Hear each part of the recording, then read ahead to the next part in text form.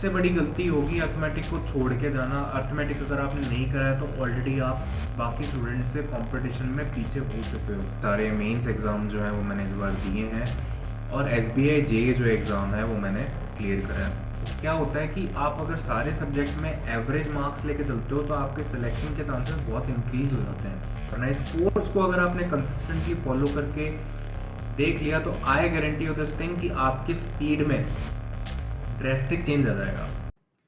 So hi guys and welcome to your own channel bank time.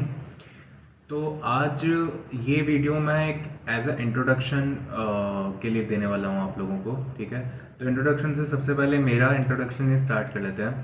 तो मैं हूँ Nishant Soni and 2022 और 2023 के जितने भी एग्ज़ाम्स थे ऑलमोस्ट सारे मेजर एग्ज़ाम्स के, भले वो IBPS कंडक्ट करवा रहा हो या SBI कंडक्ट करवा रहा हो या RRB के एग्ज़ाम हो, IBPS के हो, किसी भी तरीके के हो, सारे मेंस एग्ज़ाम जो हैं वो मैंने इस बार दिए हैं और SBI JEE जो एग्ज़ाम है वो मैंने क्लियर करा है, ठीक है। तो ये मेरा इंट्रोडक्शन था एंड अगर मेरा बैकग्राउंड, एजुकेशनल बैकग्राउंड के बारे में जाएं तो मैंने इलेक्ट्रॉनिक्स एंड कम्युनिकेशन के अंदर अपनी BTech कंप्लीट करी है। तो ये मेरा एजुकेशनल बैकग्राउंड था।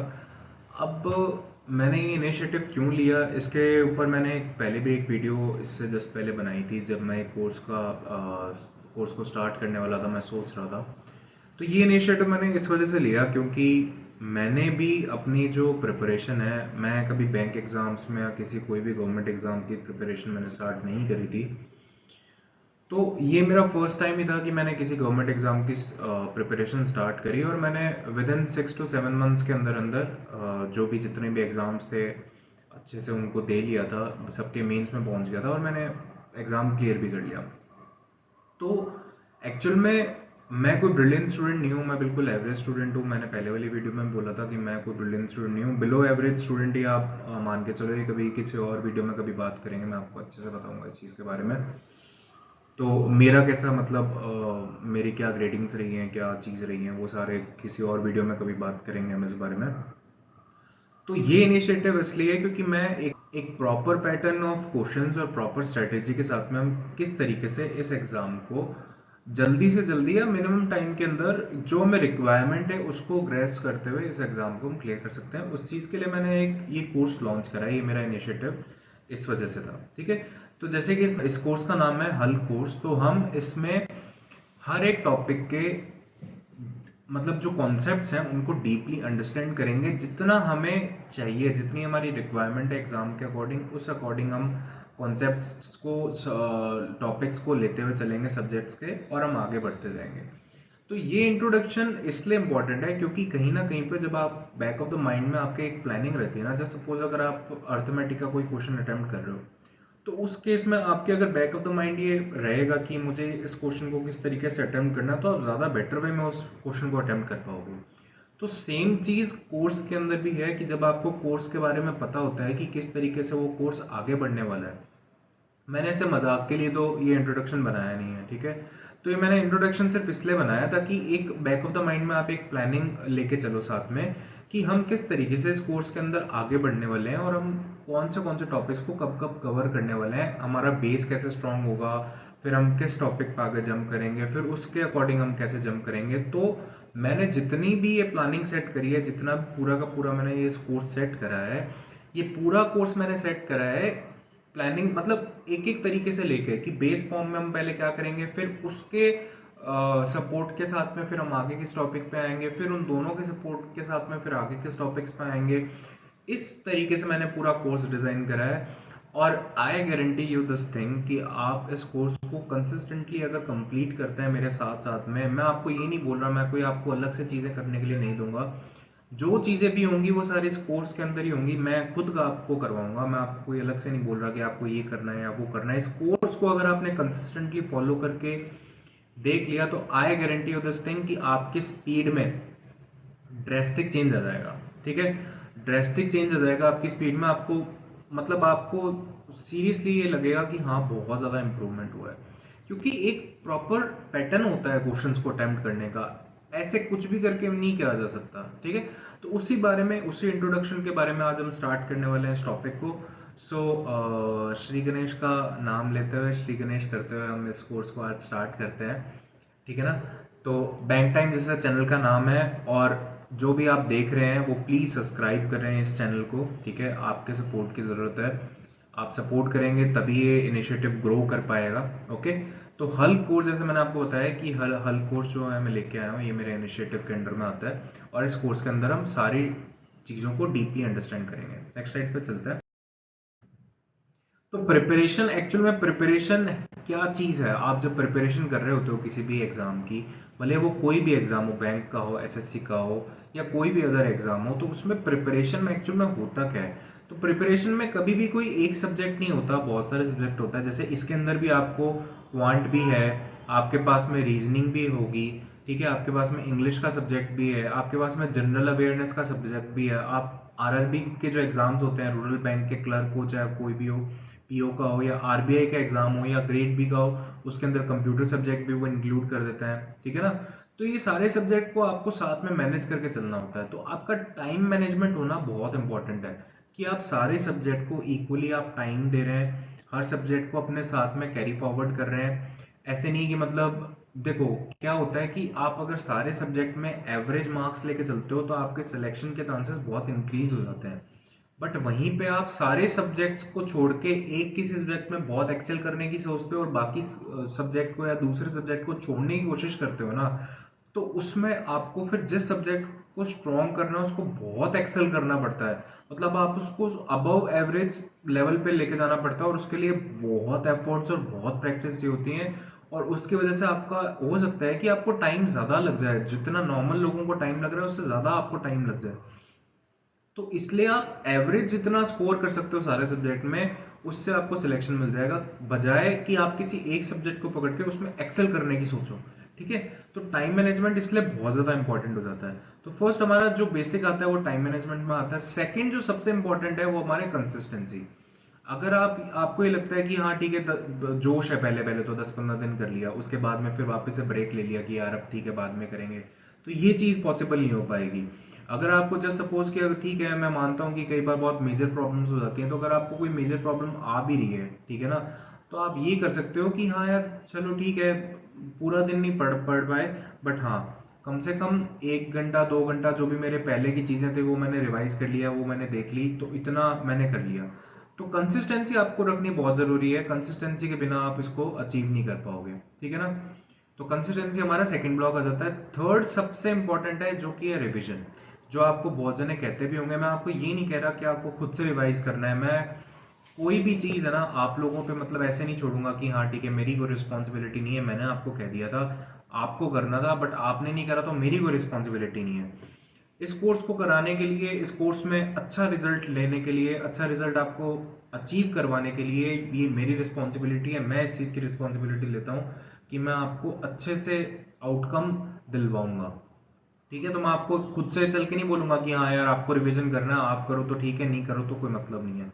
मैं खुद से आपको इन चीज़ों का रिवीजन करवाऊंगा। ओके।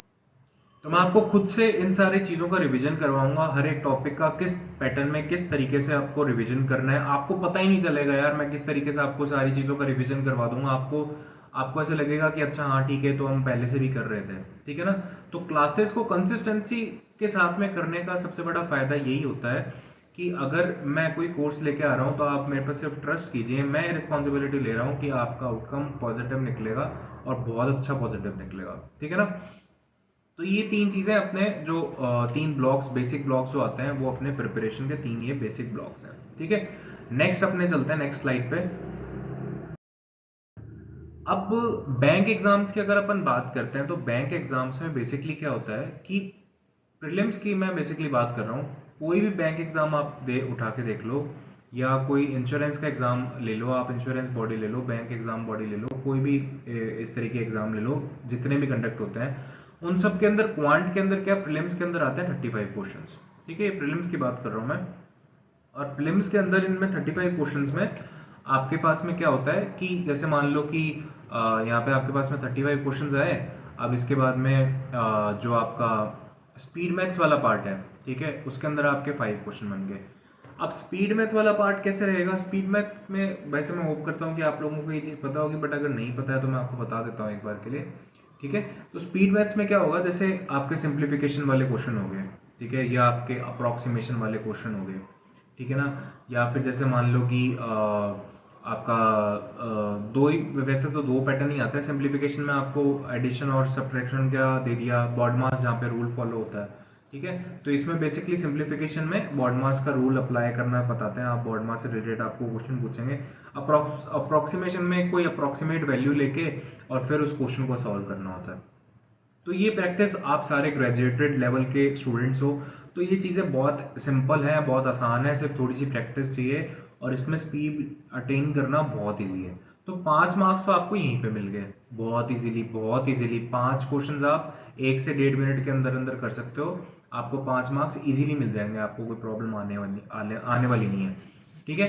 फिर अब नेक्स्ट जो टॉपिक पे आ जाते हैं वो आ जाते हैं सीरीज पे। इसके भी 5 से 6 क्वेश्चंस आते हैं। इसमें कौन कौन से पैटर्न आ जाते हैं, कई बार वैसे इसमें मिक्स पैटर्न आज तक मैंने देखा नहीं है, प्रीवियस पेपर में भी नहीं देखा, मैंने जितने एग्जाम्स दिए उसमें भी नहीं देखा। या तो नंबर सीरीज जो मिसिंग वाली होती हैं, मिसिंग वाली या तो आ जाती हैं, और या फिर है ना रॉन्ग वाली सीरीज आ जाती हैं। तो इन दो के अलावा मैंने तो कोई दूसरा पैटर्न देखा नहीं। तो या तो नंबर सीरीज जो आएगी वो मिसिंग वाली आ जाएगी, या जो है अपनी रॉन्ग वाली आ जाएगी। अब मिसिंग और रॉन्ग में किस तरीके से रहता है मैं आपको एग्जांपल देके बता देता हूँ। जैसे मिसिंग में अगर आप मान के चलो कि मैं एक एग्जांपल ले रहा हूँ कि 2, और इसके अंदर अपन ले लेते हैं आगे 6 और 15, 2 3 5 4 16 16 15 31, और ठीक है। अब इसमें नेक्स्ट टर्म आपको बतानी है, ओके। तो मैं जैसे डिफरेंस चेक करूंगा तो डिफरेंस यहाँ पे कितना आ रहा है, 4 का डिफरेंस आ रहा है। यहाँ पे मैं जब देखूंगा तो 9 का डिफरेंस आ रहा है। यहाँ पे जब मैं देखूंगा तो 16 का डिफरेंस आ रहा है। तो इसका मतलब क्या हुआ, ये 2 का स्क्वायर बन रहा है, ये 3 का स्क्वायर बन रहा है, ये 4 का स्क्वायर बन रहा है। तो ऑब्वियस सी बात है कि आगे वाला जो होगा वो 5 का स्क्वायर बनेगा, ठीक है ना। तो इस तरीके से आपका ये जो पैटर्न है वो सेट हो गया कि अच्छा हाँ ठीक है, नेक्स्ट वाला आ रहा है तो 5 का स्क्वायर आ रहा है मतलब 25 बनेगा, ओके। तो मैं इसमें 25 जब ऐड करूंगा तो ये बन जाएगा मेरा 56, ओके। तो ये मेरा 56 आंसर आ गया। इस तरीके से रहती है मिसिंग्स वाली टर्म, ओके। अब अगर मान लो कि अगर मेरे को वो देखना है, रॉन्ग वाला देखना है, तो रॉन्ग वाला किस तरीके से देखेंगे हम? रॉन्ग वाला अगर मेरे को पैटर्न देखना है तो रॉन्ग वाला किस तरीके से देखूंगा मैं? रॉन्ग वाले के लिए क्या हो जाएगा, जैसे सपोज अगर मैं लेता हूँ यहाँ पे 4 और आगे मैं ले लेता हूँ 12, 327, 29 and 39, 3, 64, 64, 40 और 60, 40,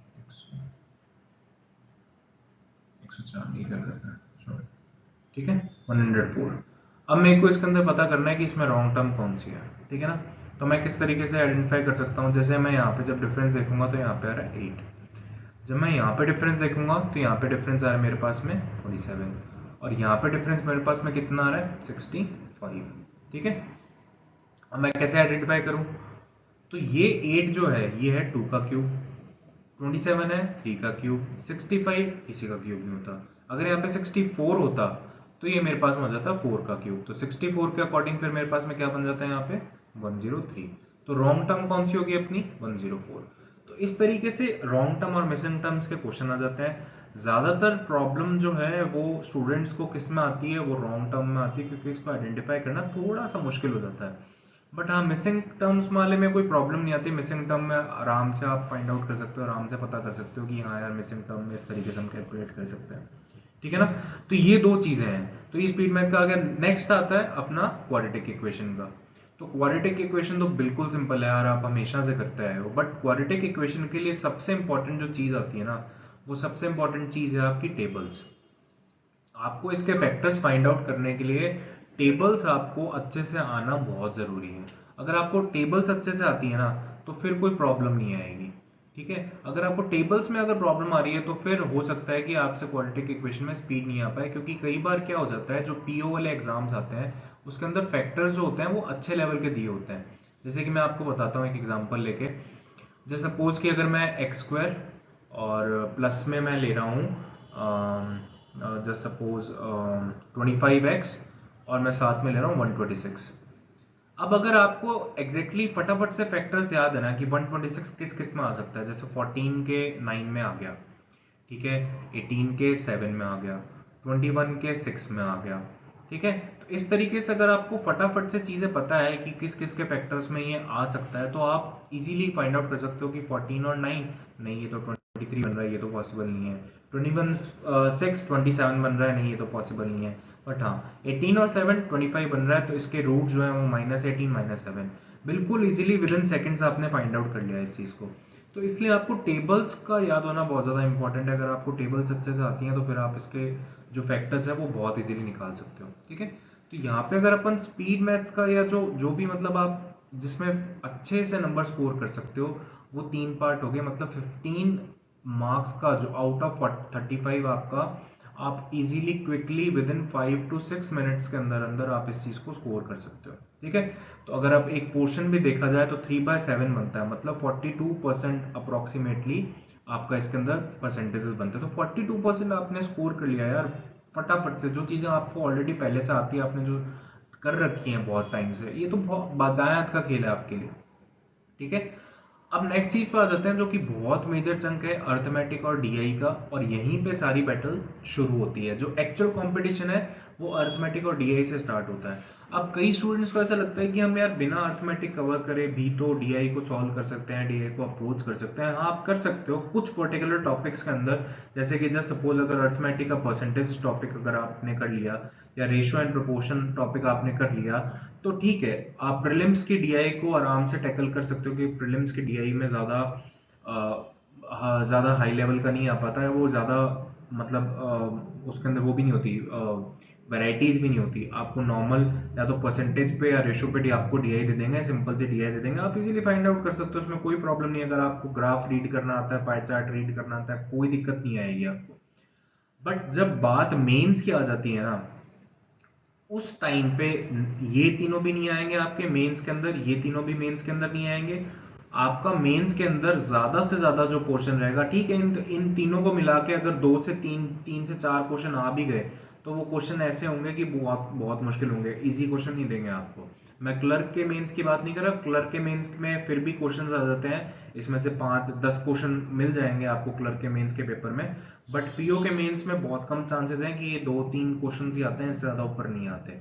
तो मेजर चंक जो मेंस का रहेगा वो कहाँ पे रहेगा, अर्थमेटिक पे रहेगा, डीआई पे रहेगा। इनके भी काफी सारे पार्ट्स होते हैं, जैसे डीआई के अंदर भी डेटा सफिशिएंसी के ऊपर दे दिया, या फिर आपका क्वांटिटी कंपैरिजन के अंदर दे दिया। तो इनके अंदर से क्वेश्चंस आपको निकाल निकाल के दे देंगे, इनके अंदर से क्वेश्चंस आपको बना बना के दे देंगे। तो अर्थमेटिक करना, अर्थमेटिक को छोड़ना, ये सबसे बड़ी गलती होगी, अर्थमेटिक को छोड़ के जाना। अर्थमेटिक अगर आपने नहीं करा है तो ऑलरेडी आप बाकी स्टूडेंट से कंपटीशन में पीछे हो चुके हो, और सिर्फ हवा बना रखा है, सिर्फ ये चीज कर रखी है कि बहुत बहुत डिफिकल्ट है, ये है, ऐसा है, वैसा है। कुछ भी डिफिकल्ट नहीं है, आज तक पढ़ा हुआ है ना स्कूल के अंदर, सिर्फ वही है, उसके अलावा कुछ भी नहीं है। आपको सिर्फ अपना थोड़ा सा प्लानिंग करके सोच के क्वेश्चन की जो अप्रोच है ना, उसको आपको बेटर करना है। उसके अलावा आपको किसी भी चीज़ की कोई प्रॉब्लम नहीं आने वाली, ये गारंटी मैं दे रहा हूँ आपको कि आप अच्छे से अप्रोच कर लोगे। सिर्फ आप कंसिस्टेंसी इस क्लास में बना के रखना, and you will crack arithmetic completely, okay. कोई आपको प्रॉब्लम नहीं आने वाली। तो ये हमारा मेजर जो चंक था, किस तरीके से क्वेश्चन का डिस्ट्रीब्यूशन रहता है एग्जाम्स के अंदर, वो मैंने आपको बता दिया। नेक्स्ट स्लाइड पर चलते हैं। तो नेक्स्ट स्लाइड जो हमारी यहाँ पे है वो है कि हम कौन कौन से टॉपिक्स जो हैं, ये मैं अर्थमेटिक की बेसिकली बात करने वाला हूँ यहाँ पे। तो अर्थमेटिक के अंदर जो है हम किस टॉपिक को किस तरीके से लेके चलने वाले हैं, उसके बारे में हम यहाँ पे बात करने वाले हैं, ठीक है ना। तो अर्थमेटिक का कौन कौन सा चंक किस तरीके से रहेगा, तो स्टार्टिंग में जो हम कवर करने वाले हैं वो है रेशियो प्रपोर्शन, उसके बाद में हम परसेंटेजेस को कवर करेंगे, और फिर एवरेज को कवर करेंगे। ये जितने भी टॉपिक आपको यहाँ पे दिख रहे हैं ना, ठीक है, चाहे ये सारे टॉपिक्स हो, ये टॉपिक हो, ये टॉपिक हो, ये सारे इंटरलिंक्ड है। मतलब आप जब ये कर लोगे तो आपको ये इसमें हेल्प मिल जाएगी, जब आप ये दोनों कर लोगे तो आपको इसमें हेल्प मिल जाएगी, जब आप ये तीनों कर लोगे तो आपको इसमें हेल्प मिल जाएगी। तो ये सारे इंटरकनेक्टेड है। मैंने ऐसे ही डिजाइन करे हैं सारे टॉपिक्स को, पूरे कोर्स को ऐसे डिजाइन करा है ताकि आपको इंटरकनेक्टेडनेस फील हो कि हाँ, हमने पहले वो पढ़ा था तो अब हमें उसकी वजह से इस टॉपिक में हेल्प मिल रही है। और ये जो तीन जो टॉपिक्स है ना, रेशियो, प्रोपोर्शन, परसेंटेज और एवरेज, ये इतने बेसिक और इतने रूट वाले टॉपिक हैं कि अगर आपको ये अच्छे से आ गए ना तो इन सारे टॉपिक्स में आपको कोई प्रॉब्लम नहीं आने वाली। ठीक है, तो एक बार टॉपिक्स देख लेते हैं। रेशियो प्रोपोर्शन हो गया, परसेंटेज हो गया, एवरेज हो गया, profit loss, time distance, partnership, SICI, time work and mixture allegation, permutation and probability, data interpretation and data sufficiency. Data interpretation मैंने लास्ट में इसलिए लिखा हुआ है क्योंकि जब सारे टॉपिक्स कवर कर जाएंगे तो उसके बाद में आप किसी भी टॉपिक की DI उठा के आराम से इजीली सॉल्व कर सकते हो, इसलिए मैंने डेटा इंटरप्रिटेशन को एक बार लास्ट में रखा हुआ है। ओके, तो ये सारे टॉपिक्स का कवर जो मैंने था वो आपको सारा बता दिया कि हम किस तरीके से इंटरकनेक्टेड होके इन सारे टॉपिक्स को कवर करने वाले हैं। और इनका मेजर चंक है, इनका बहुत मेजर चंक है, इनको छोड़ना अब सबसे बड़ी बेवकूफ़ी है। ओके, अर्थमेटिक को छोड़ना बहुत बड़ी बेवकूफ़ी है। ठीक है, नेक्स्ट स्लाइड पे चलते हैं। सो नेक्स्ट स्लाइड हमारी ये जो कोर्स है, जिस कोर्स को मैंने डिजाइन करा है, इस कोर्स के बारे में कुछ बताता है आपको। तो हल कोर्स एक्चुअल में बेसिकली क्या है कि आपके कॉन्सेप्ट बिल्डिंग पे फोकस है, किस तरीके से पैटर्न आएंगे क्वेश्चंस के उस पे फोकस्ड है, आपका रिवीजन किस तरीके से होगा उस पे फोकस्ड है। और ये जो स्पीड के लिए एक मैं अलग से कोर्स निकालूंगा। ठीक है, इस कोर्स का नाम अभी मैं डिस्क्लोज नहीं कर रहा हूँ, बट मैं फॉर श्योर आपके सामने डिस्क्लोज करूंगा इसको बाद में। जैसे ही हल कोर्स कंप्लीट होता है हम एक कोर्स लेके आएंगे स्पीड के लिए, उसमें आपको कुछ करने की जरूरत नहीं है, सिर्फ उसके अंदर हम क्वेश्चन सॉल्व करेंगे और कुछ चीजें ऐसे देखेंगे कि हम किस तरीके से रिवीजन करके, पिछला रिवीजन करके, और स्पीड आपकी ग्रेजुअली इंक्रीज होती चली जाएगी। आपको मॉक टेस्ट में ये चीज फील होना स्टार्ट हो जाएगी। ओके, तो एक बार हल कोर्स कंप्लीट करने के बाद में हम स्पीड के लिए भी एक कोर्स लेके आएंगे। तो ये जब सारा कंप्लीट हो जाएगा, ये अपना पूरा हल कोर्स है। हल कोर्स कंप्लीट होने के बाद में इस कोर्स को हम यहाँ पे स्टार्ट करेंगे और फिर आपको अपनी जो स्पीड है, जो आपको लगता रहता है कि हमारी सर स्पीड नहीं आ रही, हमारी स्पीड नहीं आ रही, हमारी स्पीड नहीं आ रही, वो स्पीड आपको उस कोर्स के अंदर देखने को मिल जाएगी। ओके, तो मेरी तरफ से ये पूरा इंट्रोडक्शन इस कोर्स का था और आपको मैंने पूरी एक प्लानिंग बता दी कि मैं किस तरीके से इस कोर्स को एग्जीक्यूट करने वाला हूँ, किस तरीके से इस कोर्स के अंदर आगे बढ़ने वाले हैं।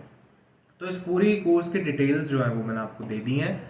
और अब जो है हम इस कोर्स को बिल्कुल स्टार्ट करने वाले हैं, अब इस कोर्स को बिल्कुल आगे बढ़ाने वाले हैं, बट उस वीडियो को मैं इस वीडियो से सेपरेट कर दूंगा, बिकॉज नहीं तो बहुत बड़ी वीडियो हो जाएगी, फिर आप इंट्रोडक्शन देखना भी पसंद करोगे नहीं करोगे, क्लास में प्रॉब्लम आएगी। तो दोनों चीज़ों को मिक्स नहीं करेंगे, इंट्रोडक्शन को मैं अलग कर दूंगा, इंट्रोडक्शन को अलग से आप देख लीजिएगा। और ये जो स्लाइड्स हैं, जो हमारी फर्स्ट क्लास जो स्टार्ट होने वाली है, इसको मैं अलग से निकाल के शेयर कर दूंगा आपके साथ में।